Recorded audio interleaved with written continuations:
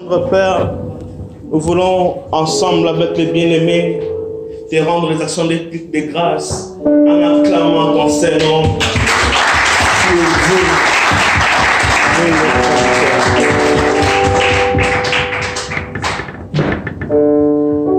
Alléluia. Bonsoir. Bonsoir. Est-ce que ça va bien?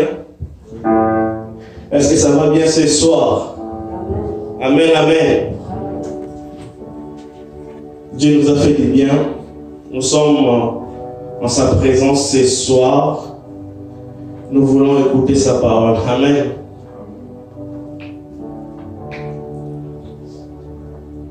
Je dis merci au pasteur, l'apôtre, pour l'opportunité, parce que normalement c'est le thème initié pour le mois d'octobre. Je ne mourrai pas, je vivrai, je raconterai les œuvres de l'Éternel. Amen. Normalement, l'apôtre devait prendre tous les vendredis, mais le Saint-Esprit l'a convaincu de nous classer. Merci apôtre de l'opportunité. Et merci à vous parce que vous êtes là. Parce que sans vous, peut-être que votre présence en ces lieux sera vaine.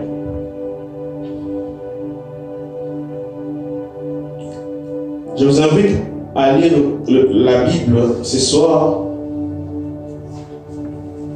J'ai un bouquet de passages à vous proposer, mais faute de temps, on va lire qu'un seul livre, un seul strophe.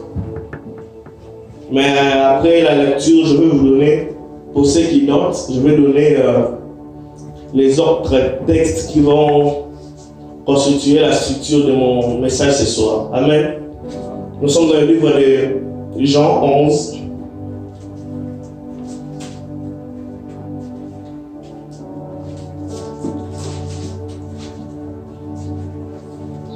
J'aime quand le feuille de la Bible tourne comme ça. Jean, c'est dans l'Ancien Testament. Il y a quelqu'un qui va aller chercher dans l'Ancien Testament. Jean, c'est dans le Nouveau Testament. Jean 11.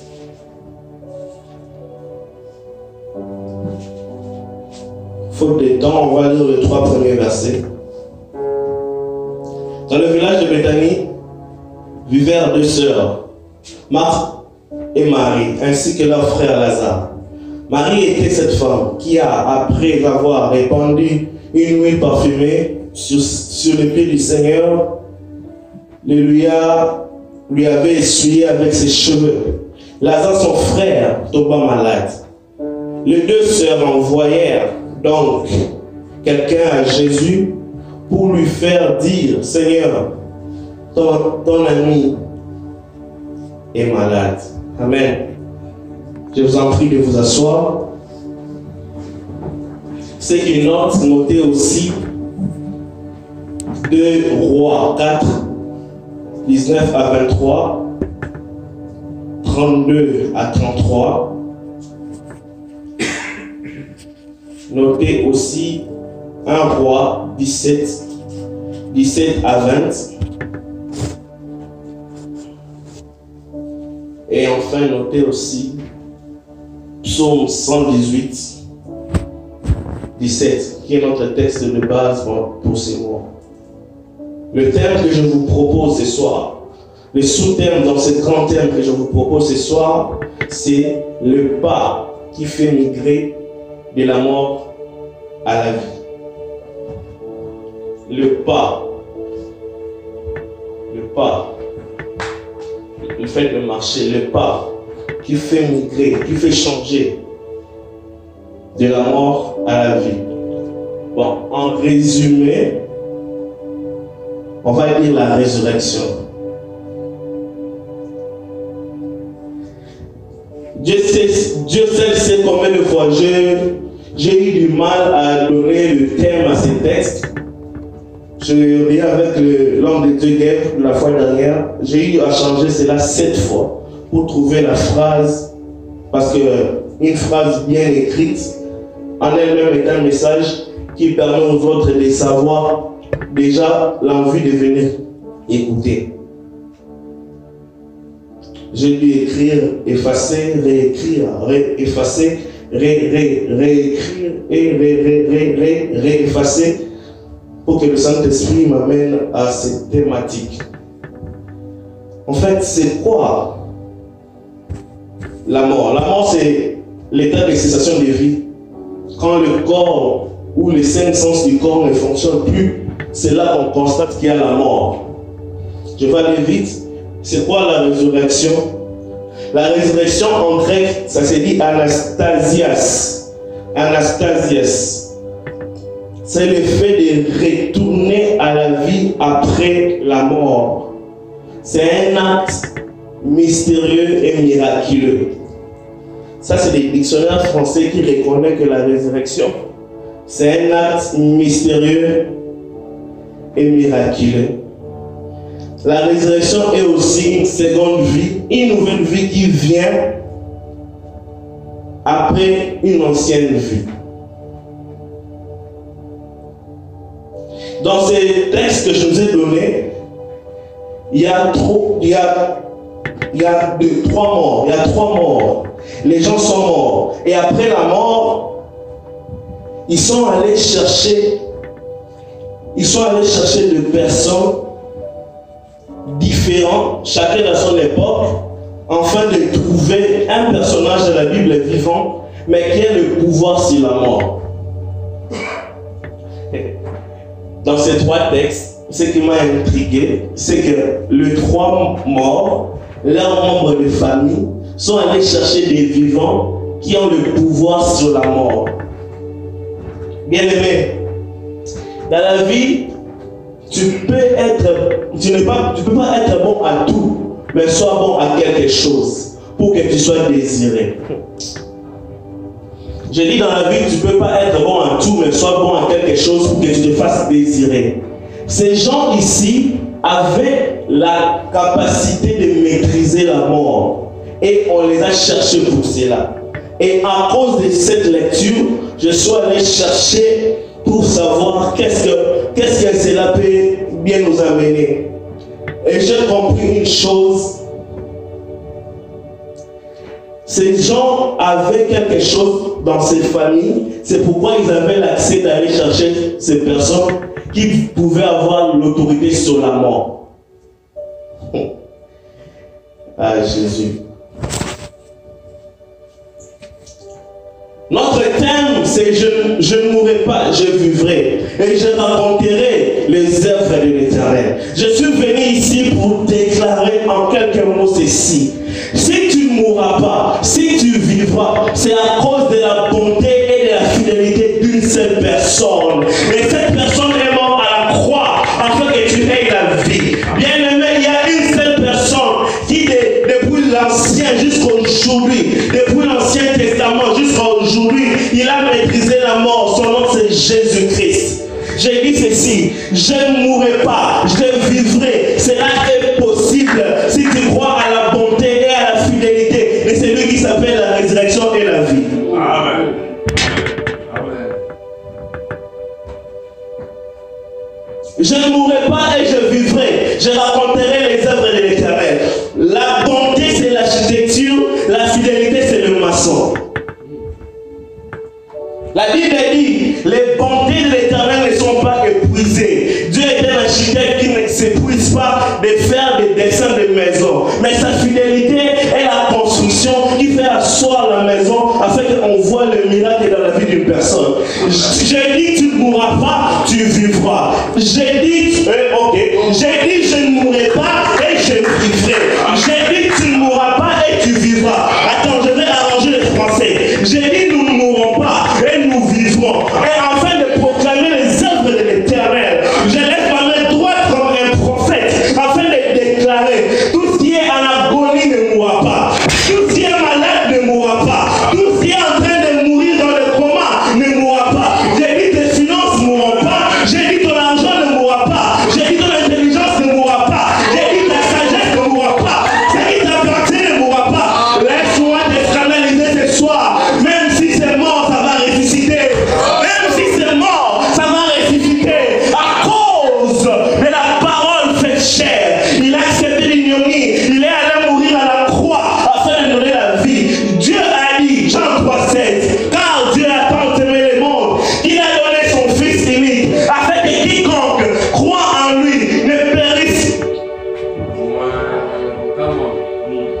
mais qui est la vie éternelle. J'ai dit tu ne mourras pas. Daddy's love ne mourra pas. Ta famille ne mourra pas. Les finances ne mourront pas. Tout ce que tu as dans la vie ne mourra pas. Je suis venu dire, si tu crois en ce message, les 30 prochaines années de ta vie, tu seras exempté des mauvaises nouvelles. Tu vas te dire, ta voiture a fait l'accident, ta femme est morte, tes enfants sont morts, ton activité ne fonctionne pas. J'ai dit, dans les 30 prochaines années, à partir d'aujourd'hui, jusqu'à dans 30 ans, et je déclare que celui qui a la foi en cette parole, il ne recevra pas de message de mort. Tu ne mourras pas, tu vivras. Et moi je pars à l'extrême. Même si tu meurs, tu ressusciteras. Le pas qui fait retourner de la mort à la vie.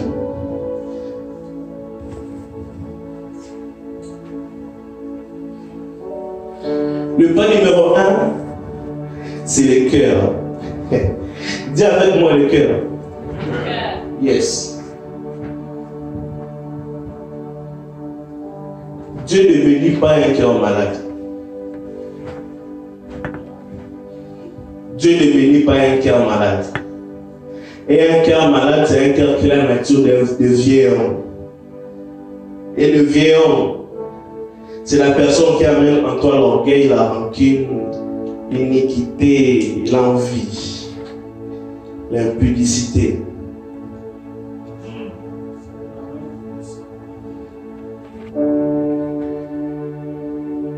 Apôtre, quelque chose me fait très mal, très mal. Ça se passe à l'église, ça en fait. Pas ici. Hein. Tout le monde me regarde. Pas ici. Loin là-bas, très loin. Apôtre, il y a des chrétiens qui se disent chrétiens, qui prient, qui parlent la langue, qui donnent les offrandes, mais qui sont méchants. Mais ils viennent dire je ne mourrai pas. Je veux répéter, Dieu ne bénit pas un cœur méchant. J'ai envie de dire ça maintenant. On t'aime à ma bête aux oboya. On t'aime à ma bête aux oboya. On t'aime à ma bête aux oboya. On ne veut pas la mauvaise foi. Bien aimé, trop de chrétiens sont devenus méchants. Il y a des chrétiens qui sont de deuxième bureau. Ils acceptent de détruire un foyer pour prendre l'argent d'une autre personne afin de nourrir sa famille. Et tu viens dire ici, tu ne mourras pas, tu vivras. Non, toi vraiment, tu mourras. Non mais c'est la vérité. C'est la vérité.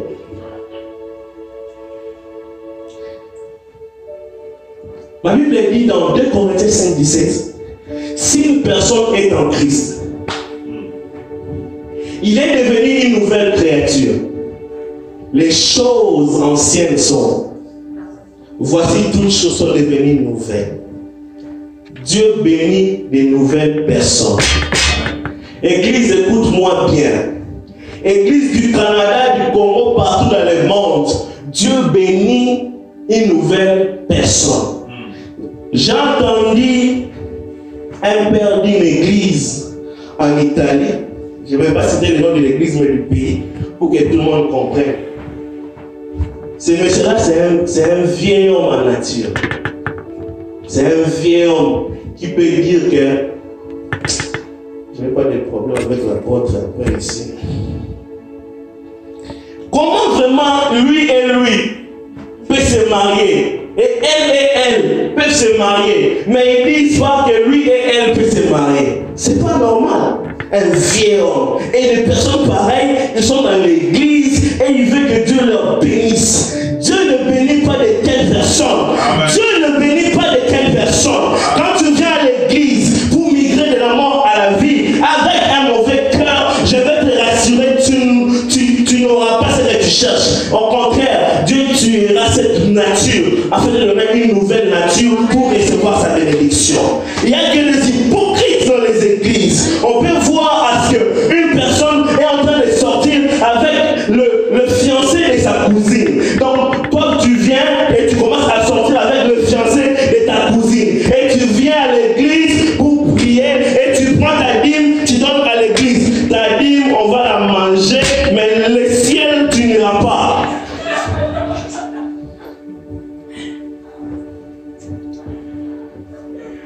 Deuxième pas, je parle vite. Eh Seigneur. Ah, on va vaincre les temps. Deuxième pas. Ah, merci apôtre. Elles ne sont pas acclamées pour l'apôtre. Vraiment, merci apôtre. Deuxième pas. C'est du rien que Dieu tire sa gloire. Aïe. C'est du rien que Dieu tire sa gloire. Bien, mais le bijoutier a besoin de l'or pour fabriquer la bague. L'électronicien a besoin du coltan pour fabriquer le téléphone. Le mécanicien a besoin du métal pour fabriquer la voiture. Dieu a besoin de rien. La Bible dit au commencement, la terre était informe et vide. C'est là que Dieu dit. Je dis ceci, quand tu as rien, plus Dieu, tu auras la gloire. Amen. Dieu a une formule très simple pour agir. Rien plus Dieu égale la gloire. Parce que tu sais pourquoi Dieu aime faire avec rien? Parce que si Dieu fait avec l'intelligence, plus Dieu, les gens pourront dire c'est parce que je suis intelligent. Si Dieu fait à cause du mariage, on dira c'est parce qu'il a la stabilité. Alors Dieu aime que ça soit rien. Ça soit rien afin qu'avec lui qu'on ait quelque chose. J'ai une bonne nouvelle pour toi. La gloire de Dieu a 3 niveaux. La gloire de Dieu a le niveau Gloria. La gloire de Dieu a le niveau Doxa. La gloire de Dieu a le niveau Kabod. Vous allez me regarder sans comprendre ces termes, je suis en train de faire sortir. Je vais l'expliquer maintenant même. Gloria, c'est la gloire qui est rattachée au nom. C'est quand Dieu a dit à Abraham, je rendrai ton nom grand.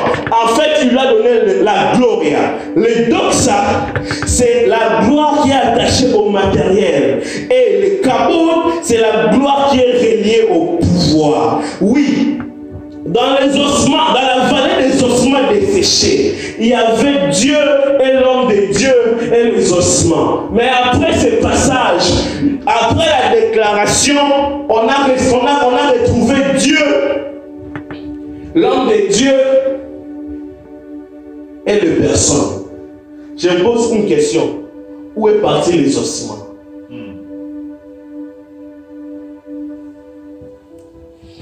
Ok. Joseph est une personne que son papa aimait. Joseph est né d'une famille riche. Joseph, ses frères l'ont vendu. Normalement, Joseph allait dans cette direction. Parce que normalement, il devait devenir l'héritier de Jacob.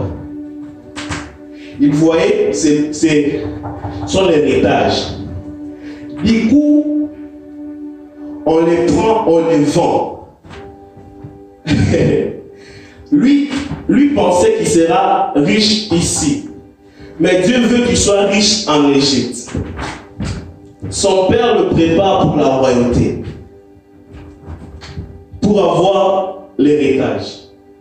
Ses frères les vendent. Il devient esclave. Ses maîtres en Égypte les vendent.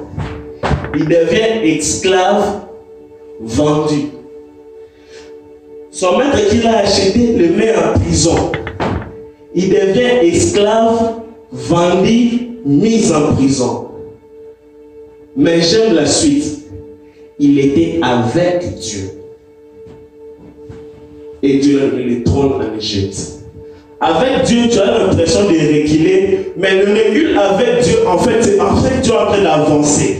Je suis en train de déclarer quelque chose dans la vie d'une personne. Pendant que tu vois le nuage et tu vois le flou, sache-le bien que Dieu est avec toi. Et quand Dieu est avec toi, tu n'as pas de choix que d'avancer. Même si tu es en train de voir que tu recules, c'est que tu recules dans la direction que Dieu veut que tu avances. Avec Dieu, reculer, c'est avancer. Avec Dieu, reculer, c'est avancer. Plus tu recules dans le plan des hommes, plus tu avances dans le plan de Dieu. Attends, les trônes de Joseph n'étaient pas à sa face, mais étaient à son dos. Et les trônes de Joseph n'étaient pas devant lui, mais était derrière lui. En fait, plus il recule, plus il s'approche du trône. Il ne voyait pas ça, mais Dieu savait qu'il dirigeait son pas. Si Joseph était seul dans la prison, il allait être rien. Mais rien qu'il était, rien que prisonnier, rien qu'esclave, quelque chose s'est passé dans sa vie. Il avait Dieu, et rien plus Dieu a produit la gloire dans la vie de Joseph. Lève ma main droite et je déclare, le rien de ta vie va se transformer en quelque chose. Là où c'est vide, Dieu va s'arranger afin que quelque chose t'arrive. Dieu est un maître de programmation pour créer des algorithmes afin que les informaticiens achètent les logiciels pour que tu deviennes riche. Amen. Troisième pas. C'est l'avant-dernier d'ailleurs. Troisième pas. Comment est-ce que tu appelles ton Lazare? Apôtre, j'ai appris que l'appellation prouve jusqu'à quand tu es capable de croire que ta foi est disponible de changer les conquêtes en positif. Apôtre, j'ai appris que l'appellation prouve jusqu'à quand tu es capable de croire que ta foi peut changer le négatif en positif. En fait, l'appellation active le croire. Or, le croire est la partie de la foi qui élimine l'émotion attachée à la réalité et qui enlève la douleur de l'épreuve afin de les transformer et afin de les rendre positifs pour que la chose négative change en positive. J'avais demandé d'écrire. Je savais que j'avais des choses.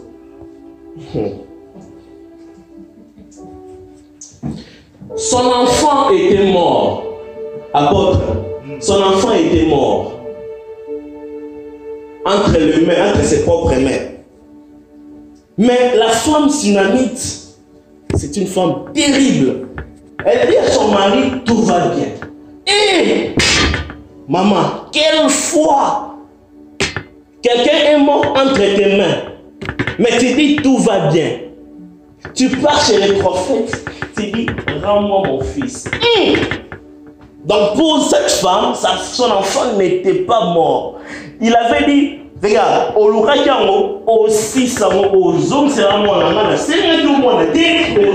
en français, il a dit, toi, on va en finir. Je ne t'ai pas demandé l'enfant. Tu es venu, oh femme de Dieu, Dieu m'a dit de te bénir. Tu me bénis l'enfant, mais moi je te laisse. L'enfant d'abord là-bas, je dis qu'il va bien. Donc si déjà je rentre en pleurant, mon mari va me taper, va me chasser parce que je l'ai menti. Je ne peux pas dire encore une autre phrase. Toi, débrouille-toi avec ton Dieu pour que ton Dieu ramène mon enfant à la vie. Hey, j'aimerais dire quelque chose. Même Jésus, devant Lazare, il n'a pas dit Lazare est mort. Il a dit Lazare dort. Attends, la mort chez Dieu est un jargon humain.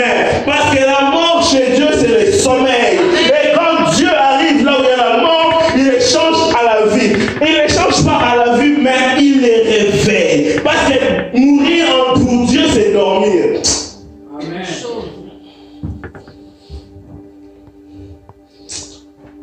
J'ai beaucoup à dire, je passe.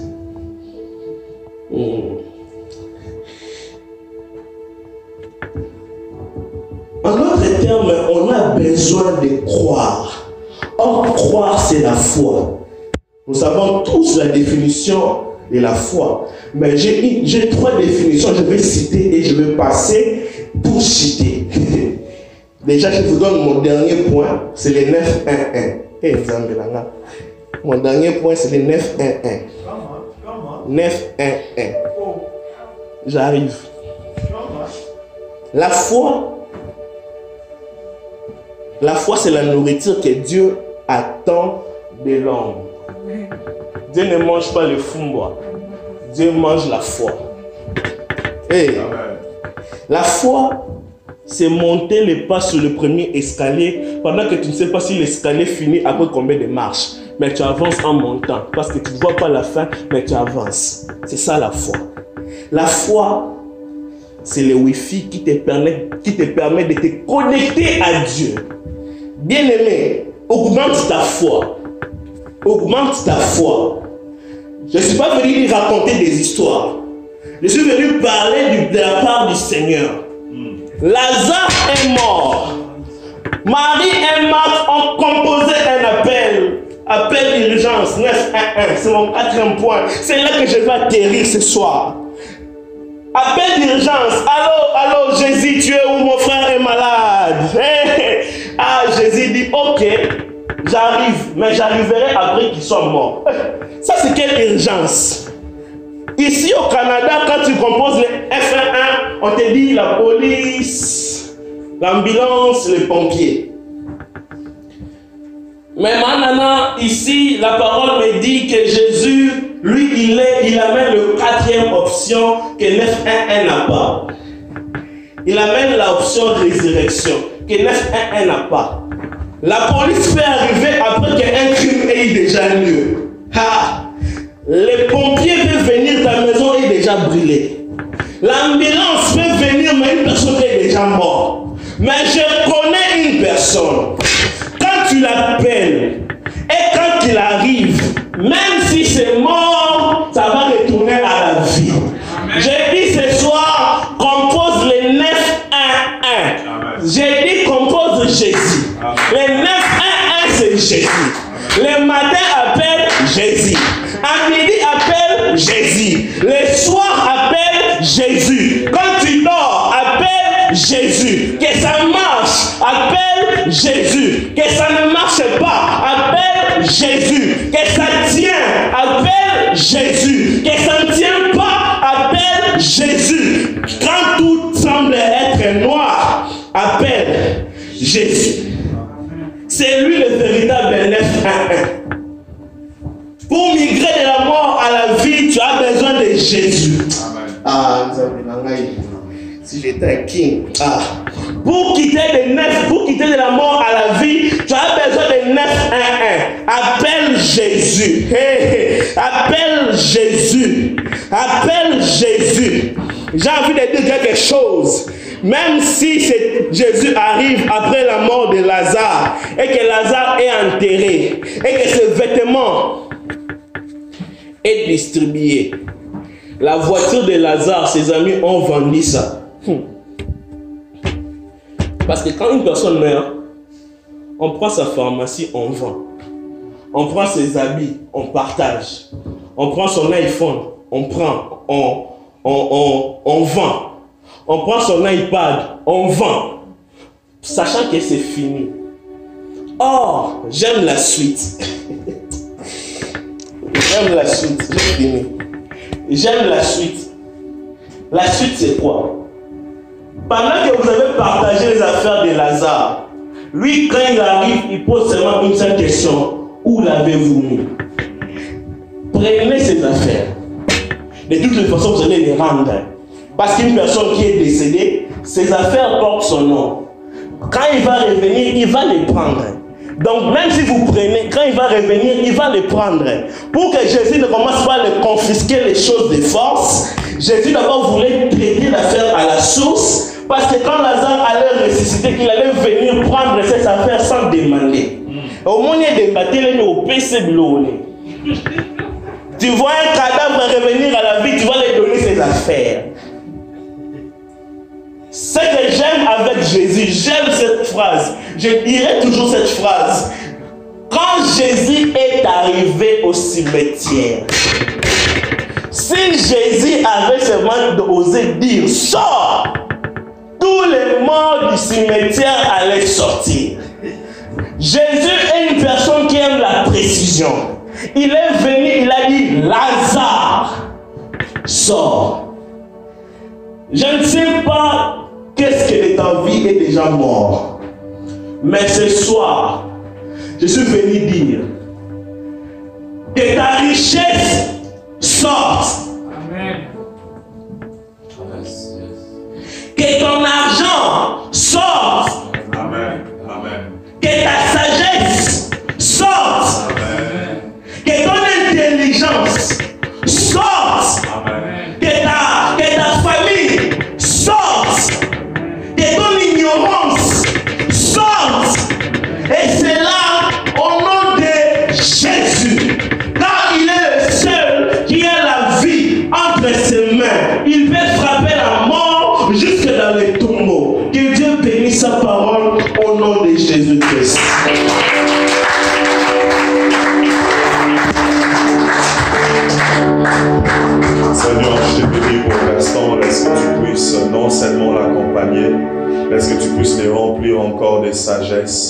Laisse que tu les remplisses encore de ta parole. Père, j'ai toujours dit, si un enfant ne peut pas aller plus loin que son père, le père a échoué. Je prie pour Gaston et tous les autres serviteurs de Dieu dans cette église, qu'ils aillent très très loin, plus que loin. Au nom puissant de Jésus-Christ, j'ai ainsi prié, je dis Amen. Est-ce que tu peux acclamer pour Dieu? On acclame bien, acclame bien. Après une parole comme ça, il faut bien acclamer pour Dieu.